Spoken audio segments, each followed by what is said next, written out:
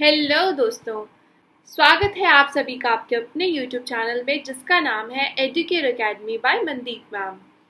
आज हम TGT SST की 6/9/2021 का शिफ्ट 2 पार्ट 5 करने वाले हैं, यानी कि कुछ लास्ट क्वेश्चंस रह गए हैं। तो शुरू करते हैं क्वेश्चंस, क्योंकि आप सबको पता है नो बक ओनली फैक्ट्स झटपट।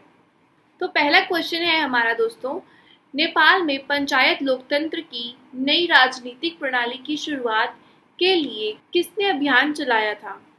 Who campaigned for the introduction of a new political system of panchayat democracy in Nepal? तो दोस्तों, राजनीतिक प्रणाली की शुरुआत के लिए राजा महेंद्र ने कैंपेन चलाया था, अभियान चलाया था। तो answer is option number A is the right answer, Raja Mahendra.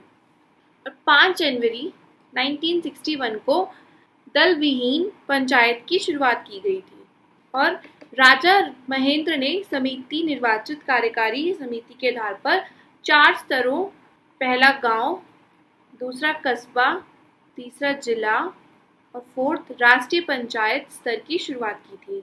ठीक है दोस्तों, इन चारों की शुरुआत की थी राजा महेंद्र ने। आगे बढ़ते हैं। क्वेश्चन नंबर 2, भारतीय संविधान का निम्नलिखित में से कौन सा अनुच्छेद उच्च न्यायालयों के न्यायाधीशों के प्रावधानों से संबंधित है? Which one of the following articles of the Indian Constitution deals with the provision of judges of High Court? तो आंसर है ऑप्शन नंबर डी, अनुच्छेद 376, आर्टिकल 376। ये उच्च न्यायालय के न्यायाधीशों से संबंधित है, आर्टिकल 376। और दोस्तों याद रखिएगा, भारत में सबसे पहले उच्च न्यायालय 1862 में खोले गए थे, बॉम्बे, कलकत्ता और मद्रास में। और भारत का जो प्रेसिडेंट होता है वो उच्च न्यायालय के न्यायाधीशों की नियुक्ति करता है, ये भी याद रखिएगा। कौन करता है? भारत का राष्ट्रपति जो है वो उच्च न्यायालय के न्यायाधीशों की नियुक्ति करता है। क्वेश्चन नंबर 3, निम्नलिखित में से कौन सी भारत में स्थानीय स्वशासन की एक इकाई नहीं है? नहीं है बताना है। तो दोस्तों नहीं है, नीति आयोग नहीं है। पंचायती राज इंस्टीट्यूशंस या संस्था है, नगर निगम है, म्युनिसिपल कॉर्पोरेशंस है और म्युनिसिपल काउंसिल है, यानी नगर पालिका परिषद भी है। भारत में त्रिस्तरीय प्रणाली है। क्या है? त्रिस्तरीय प्रणाली, जिसमें केंद्र सरकार, राज्य सरकार, पंचायत और नगर पालिका आती है दोस्तों, और नीति आयोग इसमें नहीं आता है। क्वेश्चन नंबर 4, निम्नलिखित में से कौन से भारत में पंचायती राज त्रिस्तरीय है? Which of the following are the 3 tiers of Panchayati Raj in India? Block स्तर या ब्लॉक लेवल, डिस्ट्रिक्ट लेवल, जिला स्तर, म्यूनिसिपैलिटीज, नगर पालिका।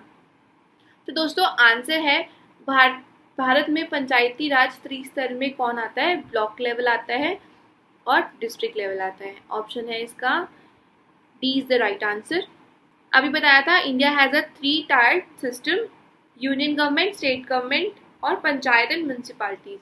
और भारत में पंचायती राज के 3 स्तर हैं। पहला है ग्राम स्तर, दूसरा है ब्लॉक स्तर, तीसरा है जिला स्तर। और संविधान के 73वें संशोधन ने इन तीनों स्तरों को पंचायत राज व्यवस्था में स्थापित किया है, याद रखिएगा। संविधान के 74वें संशोधन के अकॉर्डिंग 3 प्रकार की नगर पालिकाओं की स्थापना करता है। पहला तो है नगर पंचायत, दूसरा है नगर परिषद और तीसरा है नगर निगम। और ये शहरों में स्थानीय स्वशासन की इकाई है, यानी कि units of local self government in cities. आगे बढ़ते हैं। क्वेश्चन नंबर 5, भारतीय संविधान के भाग 21 में निम्नलिखित में से किस राज्य का उल्लेख नहीं है? नहीं है बताना है। Which of the following state is not mentioned in part 21 of the Indian Constitution? तो दोस्तों आंसर है पंजाब। ये बहुत इजी क्वेश्चन है, आपको आता होगा। कुछ राज्यों के प्रवेश प्रावधानों को संविधान के भाग 21 में जोड़ा गया है, संबोधित किया है। Special provisions for some states are addressed in part 21 of the Constitution. A small number of states have been classified as a special category. कुछ ही स्टेट्स को इस कैटेगरी में डाला गया है। स्पेशल स्टेट्स में गोवा, असम, मणिपुर, महाराष्ट्र, गुजरात, नागालैंड, असम, सिक्किम एक्सेट्रा, ये जो स्टेट्स हैं ये आते हैं एक स्पेशल उपबंध में या स्पेशल प्रोविजन में कह सकते हैं। आगे बढ़ते हैं, पंजाब नहीं है, ठीक है ना। आगे बढ़ते हैं। नाउ क्वेश्चन नंबर 6, चाको युद्ध निम्नलिखित में से किस वर्ष में शुरू हुआ था? In which of the following year did the Chaco war begin? तो आंसर है ऑप्शन नंबर 3, 1932 में स्टार्ट हुआ था और ये बोलिविया और पराग्वे के बीच में हुआ था। क्वेश्चन नंबर 7, निम्नलिखित में से किस प्रकार का लोकतंत्र मुख्य रूप से लोकतंत्र की संस्थाओं पर जोर देता है? प्रक्रियात्मक लोकतंत्र, सत्तावाचक लोकतंत्र या सामाजिक लोकतंत्र? तो दोस्तों आंसर है ऑप्शन नंबर ए, प्रक्रियात्मक जो लोकतंत्र है वो लोकतंत्र के मुख्य रूप से लोकतंत्र की संस्थाओं पर जोर देता है। Option number A is the right answer. जो प्रक्रियात्मक लोकतंत्र होता है उसमें शासन की जो सारी संस्थाएं होती है उसको उच्च महत्व दिया जाता है। ये एक ऐसा टाइप का लोकतंत्र है जिसमें राज्य के लोगों या नागरिकों के पास एक क्लासिक उदार लोकतंत्रों की तुलना में कम शक्ति होती है दोस्तों, और इसे बुनियादी ढांचे और संस्थाओं के साथ एक गणतंत्र के रूप में भी देखा जा सकता है। क्वेश्चन नंबर 8, भारतीय संविधान का भाग 18 डैश प्रावधानों से संबंधित है? तो भारतीय संविधान का भाग 18 कौन से प्रावधान से संबंधित है? इमरजेंसी, आपातकालीन। याद रखिएगा option number A is the right answer. अनुच्छेद 352 से 360 तक संविधान के भाग 18 में आपातकालीन प्रावधान है।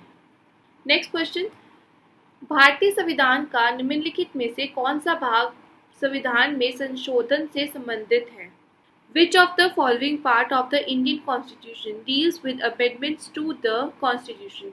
तो इसका आंसर है भाग 20। ये संविधान संशोधन से रिलेटेड है और इसमें अनुच्छेद 360 के अंतर्गत संविधान का संशोधन करने की संसद की शक्ति और उसके लिए निश्चित प्रक्रिया का वर्णन किया गया है। याद रखिएगा। तो इसी के साथ इस वाले एग्जाम्स के क्वेश्चन यही एंड होते हैं। जल्दी मिलेंगे नेक्स्ट वीडियो के साथ, न्यू पेपर के साथ। तब तक please like and subscribe my channel Educare academy by Mandeep ma'am.